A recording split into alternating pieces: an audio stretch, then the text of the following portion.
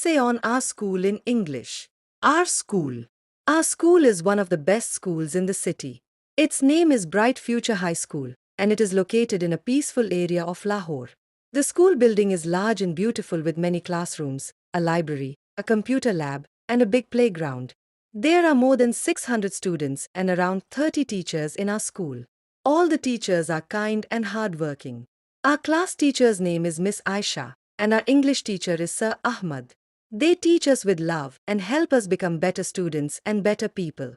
Every morning, we gather in the school ground for the assembly.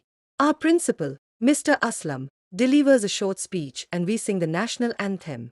On Fridays, students like Ali, Sarah, and Jana present short speeches and poems during the assembly. Our school also holds competitions and games like cricket, speech contests, and art shows. I once won the first prize in a drawing competition. My best friends in school are Hassan, Fatima, and Hamja. We always study and play together. I love my school very much. It feels like a second home where I learn, grow, and enjoy. Conclusion: Bright Future High School is a great place to study. I am proud to be a student of this school. May Allah bless our school and teachers always.